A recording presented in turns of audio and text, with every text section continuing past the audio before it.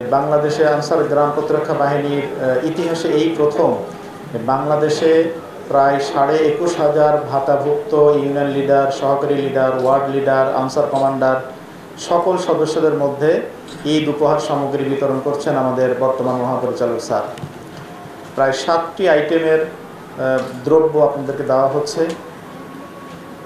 মহাপরিচালক স্যারের এই উদ্যোগের ফলে আমি বিশ্বাস করি যে আপনাদের কাজের স্পৃহা এবং উদ্দীপনা অনেক গুণ বেড়ে যাবে।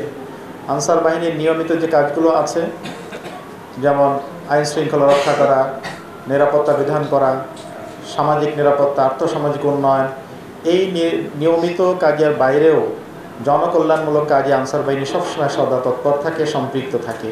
তারই অংশ হিসাবে আজ মহাপরিচালক স্যারের পক্ষ থেকে আপনাদেরকে এই ঈদ উপহার সামগ্রী তুলে দেওয়া হচ্ছে। আপনারা জানেন, এই রমজান মাসে 4 দিন সকল ভাতাভুক্ত সদস্য, কর্মকর্তা, কর্মচারীদেরকে মহাপরিচালক মহোদয়ের পক্ষ থেকে ইফতারি দেওয়া হয়েছে এবং মাঝে মাঝেই আমাদের এই জনকল্যাণমূলক কার্যক্রম চলমান থাকে।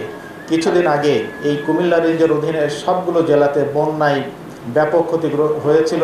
বহু মানুষের ঘরবাড়ি ভেসে গিয়েছিল। সেই বন্যায় ভেসে যাওয়া ঘরবাড়িগুলো পুনরায় মেরামত করে দেওয়ার জন্য প্রায় 60 জন সদস্যকে নতুন করে ঘর নির্মাণ করে দেওয়া হয়েছিল এবং এটার জন্য মহাপরিচালক স্যারের ফান্ড থেকে প্রায় 30 লক্ষ টাকার উপরে খরচ হয়েছিল।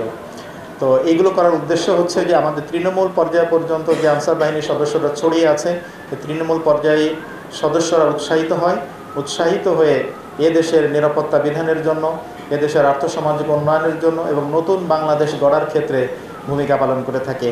তো আমি আশা করব যে আজকে এই ঈদ উপহার পাওয়ার পরে আপনারা নতুন উদ্যমে ঈদের পরে যে কার্যক্রমগুলো আপনাদেরকে দেওয়া হবে সেগুলো আরও নতুন উৎসাহিত হয়ে নতুনভাবে উদ্দীপনা নিয়ে কাজে ঝাঁপিয়ে পড়বেন।